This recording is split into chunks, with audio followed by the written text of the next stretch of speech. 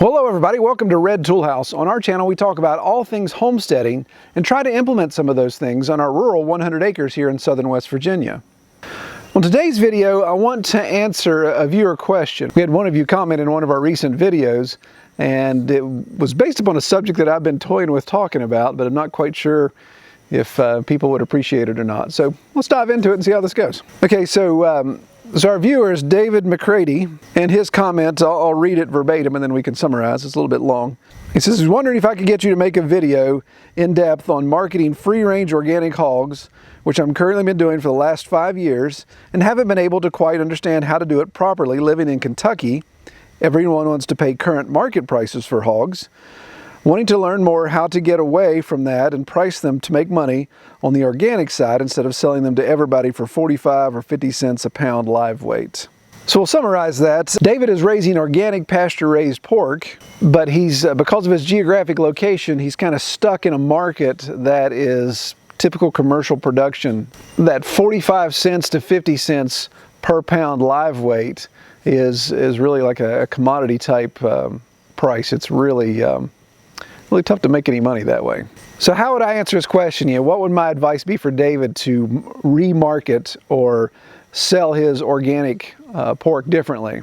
Well, real quick, so you guys don't think I'm just armchair quarterbacking this, I do have about 20 years of marketing experience, and out of those 20 years, 12 years have been running my own marketing company, and that's kind of my day gig. Obviously the homesteading, the farming, I do that on the side, and but marketing has always been a great love of mine. I love doing it and have for the past 20 years, so I really enjoy doing that, so I hate to give that up as well. So that's why I have this balance between marketing and homesteading. Well, if David came to me as a startup, there's usually 3 things that we look at immediately with a startup business that's dealing in retail or products and services, goods sold. And those things are the product, the price, and the customer base. So with product, we always consult our clients to say, look at your product, describe your product, and talk about what makes it better. The who, what, when, where, why of your product. Why is it better than competition?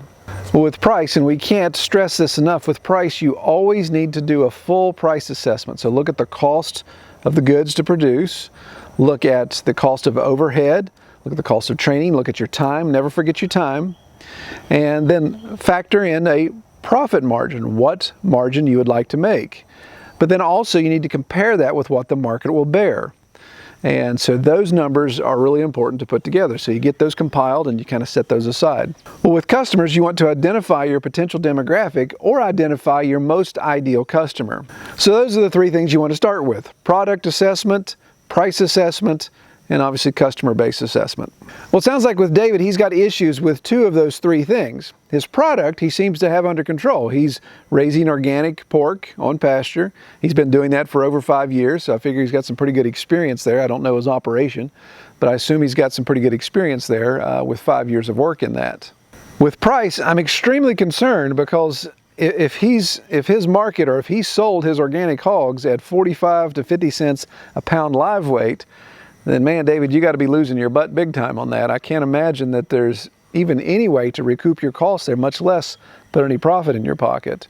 If you look at our assessments, we usually spend about $150 per pig for its life cycle. That's 6 to 7 month window. We usually spend about $150 per pig in feed costs to get that pig from weaning up until it's time for processing. So if you look at that, $150 just in cost of the feed, not to mention infrastructure, time, all those type of things, that's us feeding out conventional feed. We're not feeding organic. So if you look at that and say, well, that's $150, and if you're selling a 250 pound market weight hog for 50 cents a pound, live weight, then that's only $125 gross. So, and I know you're paying way more than $12 a hundred for organic feed than I'm paying for conventional. So, that math obviously doesn't work. Obviously, that's the point of your question, is you got to get away from that. And yeah, I'd stop that tomorrow. Even if I sold those pigs as growers or whatever, I would not take them to finish weight, knowing that I'm only going to get 45 to 50 cents a pound on live weight. So with David's price assessment, what he needs to do is he needs to look at do that assessment. So throw away that 45 to 50 cents as what his market around there will bear, because that's not even really an apples to apples comparison.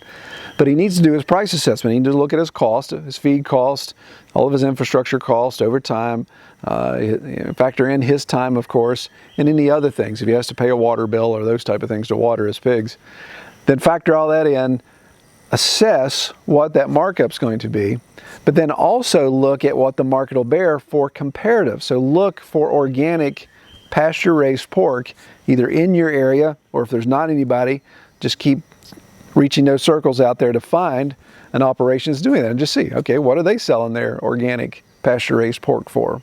And just see how that lines up with your cost assessment. You want to have a nice cushion there for profit, because you want to have that margin if you got to do wholesale or if you've got to do discounts, those type of things.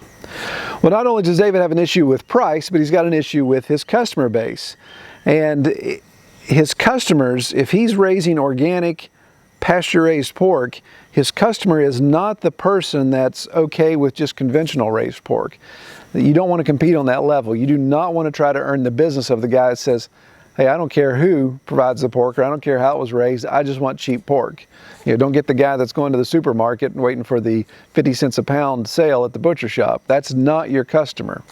Your customer is somebody who appreciates the fact that you're raising pastured pork, that it is organic, they have a desire to eat cleaner and have better quality pork. That's your customer. We sell pork cuts here at Red Tool House, and sometimes people ask, hey, I understand you sell pork, what's a pound of bacon cost? And when I say $8.50, sometimes they look at me like I've got a third eye.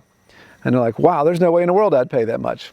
That's fine, man. Yeah, I'm not going to force you to. But I do sell out of my bacon every year, and I never have to discount it, because my customer base is a base of people that appreciate, they know the quality in my pasture-raised pork. So they see it's justified for that cost. So David, you need to find people that appreciate the way you're raising your pork.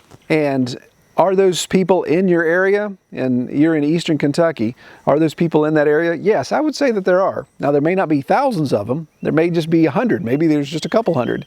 But those people are out there, so you need to find them in your area. If not, then we got to look at expanding your area.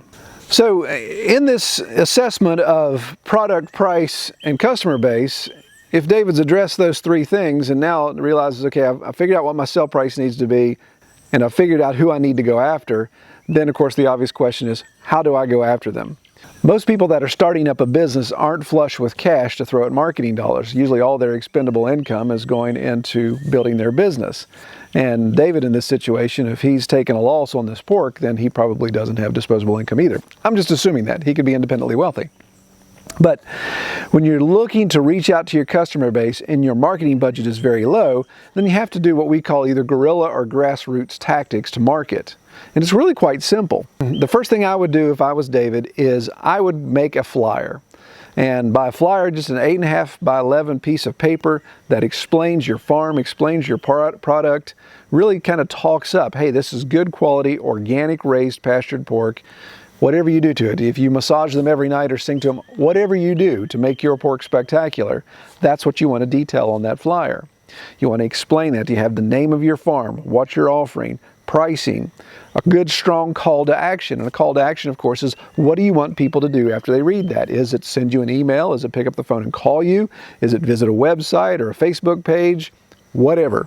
What is that call to action? It needs to be clear, needs to be concise, and it needs to be obvious. So once you have that flyer, what I would do in your area, again, I'm vaguely familiar with the Grayson area, I would look around for gyms, fitness centers, health markets, health food places, CrossFit gyms especially. Look for people that are obviously concerned about their bodies, exercising, clean eating, people that are into paleo, keto, all those type of diets that are real heavy in protein, but they're looking for clean protein. They're just not going to go buy any garbage protein out of the store. They want clean protein. So what I do, I'd find those locations and I would go talk to what we call gatekeepers. Gatekeepers can be secretaries, they can be owners, they can be managers, whatever. When you walk in that door, and as soon as somebody finds out you're not there to purchase a product or a service from them, you're there to solicit them, that's usually the gatekeeper, the person that's going to say, no soliciting, get out of here, or okay, I'm mildly interested in what you have to say. You need to sell me. You need to convince me quickly as to why I need to sit here and listen to you. So in that situation, if you can convince the gatekeeper to at least take your flyer, maybe post it. Hey, can I post it on the bulletin board if you got one on the wall? Can I tape it on a window? Just for a little bit of time, and you can tear it down whenever. Get that agreement there, and maybe you even have to sweeten the pot a little bit. You can tell the gatekeeper, hey, if any of your customers, any of your members of this gym buy my pork, then I'll give you a kickback, or I'll give you some free product. I'll bring you a pack of bacon every once in a while, whatever you got to do to sweeten the deal to get that gatekeeper on your side. So that will let them put up your flyer. At the same time, as you're doing this guerrilla tactics or grassroots marketing, you want to build an online presence. So David, I don't know if you've got a Facebook page or a website or anything like that online. You need to get something, you need to get it ASAP. My suggestion would always be start with a website. But again, people don't have the budget for a website. If you don't know how to build a website, then that become a little daunting, may seem a little intimidating. Do not. And I can stress this from experience, do not go out and buy these website services, these proprietary services like Wix. Stay away from those. Those are bad deals. They work fine while you use them, but as soon as you want to grow beyond their scope, or as soon as you want to move to something else, you're done. You can't transfer any of that stuff. It's all proprietary. So stay away from those guys. But there's tons and tons of options out there. And of course, if you've got the finances, you can always hire a development company like ours or any other company out there. If you can't do a website or it's not in the cards at that point, at least do a Facebook page. Now, I hate Facebook just as much as the next guy, but my job makes me have to use it quite a bit. So Facebook does have marketing potential when it comes to some of these grassroots efforts. Make sure when you start your Facebook page, you're starting a Facebook page and you're not just using your personal profile. They're two different entities. Well, actually, two different apps on your mobile device as well. So create a page for your farm. Whatever your farm's name is, whatever your brand is, establish it with that and start that page. Now you're going to start that page with 0 likes or 0 followers. That's where, again, reach out to friends and family, even if they're not in your market area, and say, would you please like my page and get some other people to like my page? Start that way. So maybe you get 10 likes, 20 likes, 100 likes. Maybe you're a really friendly guy and maybe you've got 500 likes. Whatever the case may be, you got to start somewhere. So you got to crawl before you run.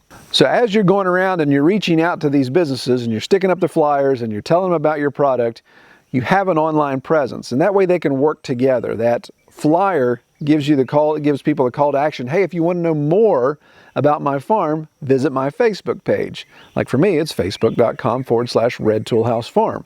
People can go there. What are they going to see? Well, they're going to see information about my farm, about my products. Obviously, we do our YouTube channel, so it's going to have stuff about that. But in a quick scroll, they can get a snapshot to say, is this guy crackhead? Or is this guy really a farmer? Is he doing what he says he's doing? He's showing video. Does his place look trashed? Is it a dump? Do his pigs look malnourished? Is he hateful? All those type of things. People can really start to gain an assessment from the information you put out there. So be honest, be yourself, but be clear as to what you're raising and how you're raising it on your farm. Okay, the next point I cannot stress enough, and you guys may scratch your head and think, okay, I'm not sure about that, Troy, but I'm going to tell you, as you go out and do this stuff, as soon as you get interest, anybody even remotely interested in buying your product, say, hey, can I just get some basic information from you? The one thing you want to make sure you get is an email address. I can't stress enough, capture email addresses as much as possible.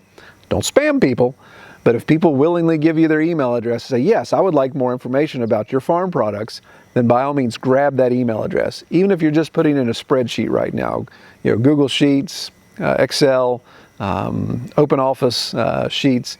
There's free options out there. You don't have to go out and buy Microsoft products. You can get free options to use as a spreadsheet. Put that information in there. Why are email addresses so important? Well, think about it. Facebook is a black box. If Mark Zuckerberg or Facebook Corporation decides tomorrow to change the construct of Facebook to stay relevant, or if they feel that your selling of pasture pork is counter to their message, their attitude they want to convey on Facebook, maybe they start blocking you. Maybe they kind of marginalize your information, or maybe they just come right out and ban you and say, well, you're killing animals, you're butchering animals, we're not going to do that. I'm not saying that's what they're going to do, but they have the right to do all of that. You are utilizing a service on their platform. They could sell out tomorrow and somebody completely change the platform, or they'll say, hey, for everyone that likes you, you have to pay $5. obviously that becomes cost prohibitive at that point. With email, you'll always have control of communication with your customer base. And same with a website to some degree. Again, especially if you've built your own website or you've hired a reputable company, so you have ownership of that instead of them having ownership of it. But with that email address, you always have the ability to communicate with people. Now, somebody may say, well, email's dead. Well, actually, it's not. I could bore you with trends and stats on how email is still a very valuable way to communicate. And it's one of the cheapest ways to communicate with people. There's email blast services that I highly recommend, really good ones out there, but my favorite is MailChimp. And I use MailChimp at a professional level. I use it on a personal level. It, to me, is the most robust email service out there. If you want more information about it, I'll put a link in the description below. In fact, it's a referral opportunity there. If you would happen to sign up with MailChimp and sign up at the pay level, then you actually get a $30 credit to get started. And of course, I get a credit as well. Full disclosure there. But even if you don't want to use MailChimp at the pay level, you can use it for free. I believe maybe up to 500, even 1,000 email addresses, it's still free. Now, it has their branding across the bottom of every email that you send, but that's not that big a deal. As you grow, then you can look at taking that off and maybe upgrading and paying to remove their branding and solely be your branding. But I strongly recommend capturing email addresses and using email addresses, because you'll find that's the quickest, easiest, cheapest way to communicate with your customers about new products, about specials you may be offering, or about delivery times and locations. And just some last points there. If you've got this in place, if you're doing your flyers, you've got your Facebook, your web page built, you're starting to capture email addresses, when you communicate with these people, the key is to find the people that appreciate your product. If people aren't sure if they should appreciate your product, then you need to educate them. Again, a lot of people don't like talking about themselves. It's kind of counterintuitive unless you're a jerk. You really don't want to talk about yourself too much. But talk about the effort that you put into raising your hogs and or producing your product, whatever it may be. And talk about the benefits. This is why we like doing what we do. These are the benefits of this. This is what you're going to get from that. So really express to people the benefits of what you're offering. You really want to give people confidence in what they're buying is a quality product. Again, whether it's pork or whether it's widgets or whatever you're making on your homestead, you want to give them the confidence in what they're buying from you has value, that it's worth the money they're spending, and that you are a reputable person. And another point I want to stress is always look professional. If you do a flyer and it looks like you've cut and pasted letters out of a magazine and it's a ransom note for kidnapping, not going to go over too well. Take the time. If you have zero design skills, you can't use a Word document, you can't do anything like that, find somebody who does. Everybody's cousin's a graphic designer these days, so you should be able to find somebody to help you out. Maybe you trade them for bacon. Everybody likes bacon. So work out a deal there where you can have it professionally designed. You always want to look professional because you're trying to sell a high-end product. Again, we're not talking about Walmart customers here that are going in and buying the cheapest pork they can find. You're wanting to spend $8, $9, $10, maybe $12 per pound on your pork. So you want to look high-end. You want to look professional, even if you don't have two nickels to rub together. Your brand is important, and whether that brand is a fancy logo, whatever, or it's just your farm name, your brand is important. You always want to maintain the integrity of your brand. And with a farmer or with a homesteader producing a product, a handmade product or a hand-raised product, majority of your brand is your reputation. You are the brand. Yes, people like good pork. That's a good-looking pig. Troy, wow, you raised a nice pig. I would like to buy that pig to consume. But the pig is only part of the deal. The deal is who raised that pig. Well, I did. Did you do a good job? Did you feed them well? Did you care for them? Did you do all the things you're supposed to? Did you do any underhanded stuff? That reputation along with the product are why you can sell things at a higher end price. So David, in your situation, coming back all the way around to your question, I hope I've answered some of the key points there. But what I'd recommend is get some sales under your belt at the price that you want to sell. Now again, I don't know if you're selling cuts individually or if you're selling whole and half hogs or whatever you're doing. Whatever that is, get a couple sold. Get some deposits down, get that under your hat at the price you want to get. Again, if you're not getting that price, I would say stop raising hogs because you're just going to work yourself in the grave and you're not going to make any money. But get a couple sales under your belt and then really start to assess. You'll get tons of information out of that first customer experience. If somebody says, hey man, I paid, like in my situation, I sell wholes and half hogs, $3.50, $4 a pound. If somebody says, hey, I paid $3.50 a pound on hanging weight, so that was a $800 hog, I loved it, that was great, that would justify the price. Then you can talk to them about, okay, what did you like? What was your favorite? What was areas that I need to improve? What areas would you recommend me changing? Take that information, that stuff's gold, and just go with it. Make the tweaks that you need to. And as you grow your business, you can start to reinvest this money and sales that you've made into the next step. So maybe a couple hogs allows you to buy a nice website, or maybe you invest in road time to take your product out further. Maybe you're going to find some restaurants or some farmers markets you can get to that specialize in organic, clean products. So look at what your next investment potential could be there based upon the feedback you're getting from your customers and the funds that you're getting to help fund all this expansion. Well, this is a ton of stuff, and I hope this wasn't boring, because this, like I said, this gets into my day job type stuff, and I could talk for hours on it, and sometimes I even have clients that kind of glass over and they nod off, and so I have to wrap it up sometimes. Kelly says I have a gift for gab, so maybe I do talk a little too much. And talking about marketing when it comes to homesteading, a lot of us want to be able to homestead full time. And of course that requires some sort of income. So I feel that discussing marketing, how to market and sell your products, does have some value to our channel. And this is really just a snowflake on the tip of the iceberg. There's tons and tons of stuff we could talk about. So instead of me cranking out video after video after video about marketing and you guys ready to go hang yourself in the barn, comment below if you like this type of discussion, if you would like to see more of it. I can incorporate it into the YouTube channel, or if not enough people like it, then we can find a different way to disseminate this information. Well, if you like this video, also give it a thumbs up. If you haven't subscribed to us yet, be sure to subscribe below. Again, I don't normally sit in a chair and just talk. Usually I stand around and talk. Check us out on our website too, redtoolhouse.com. And also don't forget to check us out on Facebook, facebook.com/redtoolhousefarm. And sign up for our e-newsletter if you like. You can do that on our website. All right, take care, everybody.